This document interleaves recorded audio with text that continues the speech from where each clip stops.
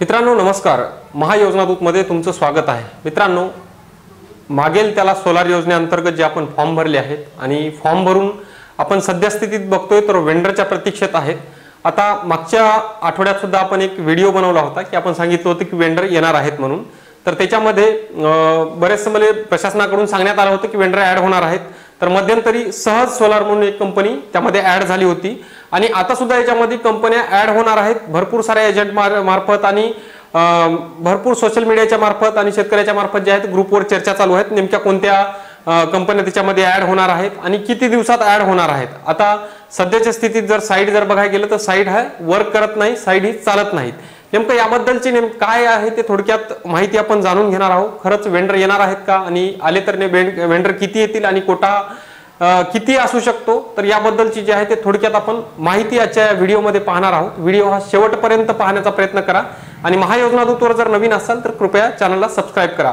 मित्रांनो बघा, आपण आता काही शेतकरी असे आहेत की जवळपास वर्ष 2 वर्ष 3 वर्ष झालेत की त्यांना वेंडरच आतापर्यंत सापडले नाहीत। वेंडर लिस्ट मध्ये तर ऍड झाले होते, परंतु याच्यामध्ये झालं असं की त्यांना एकतर ती नोटिफिकेशन मिळाली नाही किंवा मेसेज मिळाला नाही, त्यामुळे ते वेंडर सिलेक्ट करू शकले नाही। आणि शेतकऱ्यांना काय होतं की जरी ते समजा वेंडर दिसत असतील किंवा मग त्याच्यामध्ये समजत असेल की वेंडर आलाय, परंतु याच्यामध्ये भानगड अशी होती की शेतकऱ्यांना ते वेंडर निवडता येत नाही, त्याच्यामध्ये ओटीपी टाकता येत नाही, साइट ओपन करता येत नाहीत। याच्यामुळे सर्व काही प्रॉब्लेम झालेले आहेत आणि वेंडर आल्याच्या नंतर जेमतेम 1 तासात 2 तासामध्ये ते वेंडर जे आहे त्या वेबसाईट वरून गायब झालेला आपल्याला पाहायला मिळतो आणि पुढे जे आहे ते शेतकरी तो त्या वेंडर वाचून तसाच वंचित राहतो। याच्यामध्ये वर्ष शेतकऱ्याचे 2 वर्ष 3 वर्ष पण चालले गेले आहेत। तर शासनानं यासाठी सुद्धा काहीतरी बंदोबस्त करायला हवा की जे शेतकरी ज्याचे जास्त दिवस झाले, जे वर्ष 2 वर्ष वेंडर वाचून वंचित आहेत, वेंडर त्यांना मिळाले नाहीत, अशा शेतकऱ्यासाठी पर्सनली त्यांना एकतर वेंडर ऍड करण्याकरता एक स्पेशली त्यांच्यासाठी आपण काय म्हणतो वेंडर अलॉट करायला पाहिजे। जसं की महाडीबीटी अंतर्गत जो प्रथम येईल त्याला प्रथम प्राधान्य, ही योजना सुद्धा तशीच आहे। याच्यामध्ये मागेल त्याला सोलार योजना म्हणजे जो प्रथम येईल त्याला प्रथम प्राधान्य, परंतु या योजनेमध्ये तशा पद्धतीत जसं तुम्ही बोलताय तशा पद्धतीत काहीही नाहीये। त्याच्यामध्ये एक वेगळा सावळा गोंधळ या ठिकाणावर आहे। तर बघायचं झालं तर इथे वेंडर जो त्या वेबसाईटवर असेल, ज्याला समजत असेल आणि ज्याचा वशिला आहे त्याचंच इथं काम होत आहे, अशा पद्धतीत इथं दिसत आहे। आता याच्यामध्ये वेंडर ऍड होणार आहेत। आता बऱ्याचशा जण माध्यमातून समजलं आहे की मीरा सोलार हे त्याच्यामध्ये ऍड होणार आहे। मीरा सोलार जे आहे ते इकोझन कंपनीचं मटेरियल त्या ठिकाणी शेतकऱ्यांना प्रोव्हाइड करते। आता मटेरियल स्टँडर्ड आहे, मटेरियल चांगलं आहे, परंतु सर्व्हिसच्या बाबतीमध्ये जर रिव्ह्यू बघितले कंपनीचे तर रिव्ह्यू बरेचसे खराब आहेत, ते तुम्ही बघू शकता। कंपनी आल्याच्या नंतर तुम्ही ती कंपनी निवडू शकता। आता बहुतांश जिल्ह्यामध्ये जे एससी आणि एसटी बांधवांसाठी मागे कंपन्या ऍड झाल्या होत्या, त्या बांधवांनी त्या कंपन्याची निवड केलेली आहे। आता पुढील प्रक्रियेसाठी जे आहे ते त्या कंपन्याचं जे आहे काम चालू झालेलं आहे, परंतु आता कंपन्यांना एक निमित्त झालेलं आहे की पावसाळा तोंडावर आहे, ते JSR जॉईंट सर्वे वगैरे करणं, आणखी मटेरियल देणं, याची गती खूप मंदावली आहे आणि ही गती पूर्णपणे थांबली आहे असं म्हणायला काही हरकत नाही, परंतु बऱ्याचशा ठिकाणी मटेरियल देणं हे कंपन्यांचं चालू आहे।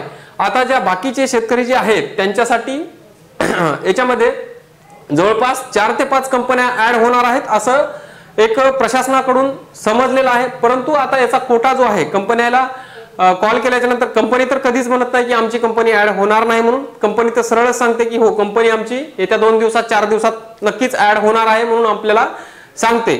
आता याच्यामध्ये जर कोटा कंपन्या ऍड झाल्या तर कोटा हा अत्यल्प असणार आहे, फक्त काही कंपन्याचा 500च्या पटीमध्येच हा कोटा असणार आहे। म्हणजे एकंदरीत 4, 5, 10 जरी कंपन्या ऍड झाल्या तर 5 ते 6,000 10,000च्या आतच जे आहे तर कोटा त्या ठिकाणी उपलब्ध होणार आहे। आणि बघायचं झालं तर फॉर्म लाखोच्या संख्येनं जे आहे ते वेंडर वाचून पेंडिंग आहेत, पैसे भरून जे आहे ते त्या शेतकऱ्याला वेंडर मिळत नाहीत। आणि ते शेतकरी ज्या शेतकऱ्याला समजले नाही, ज्या शेतकऱ्यांनी ऑनलाईन वर जाऊन फॉर्म भरले आहेत, असे शेतकरी अजूनही म्हणजे वेंडर येऊन सुद्धा जे आहे ते वेंडर वाचून वंचित राहणार आहेत। यासाठी शासनानं वेंडर आल्याच्या नंतर नोटिफिकेशन देणे किंवा मेसेज देणे हा काहीतरी पर्याय त्या ठिकाणावर उपलब्ध करून द्यायला हवं, किंवा मग ज्याचा फॉर्म लिस्ट मध्ये लागलेला आहे, जसं तुम्ही म्हणता की मागेल त्याला जो प्रथम येईल त्याला प्रथम प्राधान्य, तसं जर झालं असेल तर मग त्या क्रमानुसार त्यांना वेंडर देण्यात चला, जेणेकरून कोणीही शेतकरी तितके दिवस त्यामध्ये वंचित राहणार नाही। जेणेकरून वेंडर आल्याच्या नंतर त्याच्या लिस्टमध्ये नंबर लागल्याच्या नंतर तो शेतकरी त्या ठिकाणी वेंडर निवडू शकेल आणि त्याला सोलार पंप त्या ठिकाणावर जो काही आहे ते मिळेल। आता आणखीनही याच्यामध्ये प्रॉब्लेम झालेला आहे। भरपूर शेतकऱ्याचे काल 2 दिवसामध्ये मागे वादळ झालं, वारं झालं, याच्यामध्ये शेतकऱ्याचे सोलार पंप पडलेत। कंपन्यांनी एक गलत फाउंडेशन केले, कोणी ते पोल कापून टाकला, फाउंडेशन कसलं तरी आधार केलं, त्यात सिमेंट टाकलेलं आहे, ते पंप सगळे पुन्हा स्ट्रक्चर जे आहे ते कोलमडून पडलेत। याचे पंचनामे कुठे झाले नाहीत।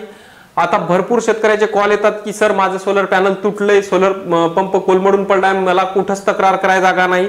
तर यावर सुद्धा शासनाने जे आहे ते कंपन्याला एक तंबी द्यायला हवी की तुमचं जे काय केले भांडवल तुम्ही त्या ठिकाणावर जाऊन त्या शेतकऱ्याचा नेमका काय प्रॉब्लेम झाला हे बघा। या सगळ्या गोष्टीसाठी जे आहे तर शासनानं एक पावलं उचलायला हवं आणि महावितरणनं सुद्धा ज्या तक्रारी नोंदवून योग्य त्या कंपनीला संबंधित कंपनीकडे ही तक्रार पाठवून योग्य तो त्या संबंधातला निर्णय त्यांना घेणं गरजेचं आहे। कारण आता जर ते पडलेले सोलार इन्शुरन्स क्लेम करून दिले नाही, आता त्याच्यामध्ये 4, 6, 8, 10 महिन्याचा जर तुम्ही टाइम घातला त्याच्यामध्ये, तर शेतकऱ्याला खूप मोठा प्रॉब्लेम होणार आहे। कारण आता पावसाळा आहे, पावसाळ्यानंतर लगेच हिवाळा त्या ठिकाणी लागणार आहे।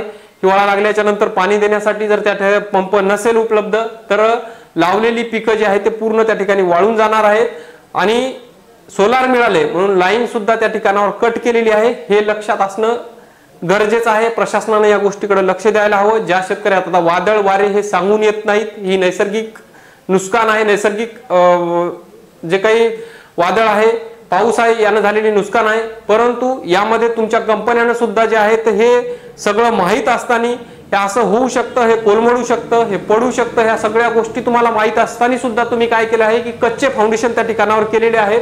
मग हे फाउंडेशन असे कच्चे का केले आहेत या कंपन्यावर एक शासनानं दंड आकारायला हवा। ज्या कंपनीनं हे फाउंडेशन कच्चे केलेत, फाउंडेशन बरोबर केले नाहीत, पोल कापलेत, अशा कंपन्यावर एक कंप्लेंट करायला पाहिजेत, केसेस करायला पाहिजेत। याच्यामध्ये शेतकऱ्याचं खूप मोठ्या प्रमाणावर नुकसान होणार आहे की जर हे पंप कोलमडून पडलेत, 5 वर्ष इन्शुरन्स आहे, तुम्ही देसाल 1-2 वर्षामध्ये बदलून, तो भाग राहिला, त्याच्यानंतर काय? आता भरपूर शेतकरी बांधवांचे पण फोन आले होते की माझ्या पंपाला 5 वर्ष होऊन गेलेत, त्याची गॅरंटी वॉरंटी संपली, पण आता पंप जो आहे तो कोलमडून पडलेला आहे, मोडून पडलेला आहे। मग आता मला काय मिळणार आहे की या शेतकऱ्यांना काही मिळणार नाही आणि दुसरा सोलार पंप सुद्धा मिळणार नाही।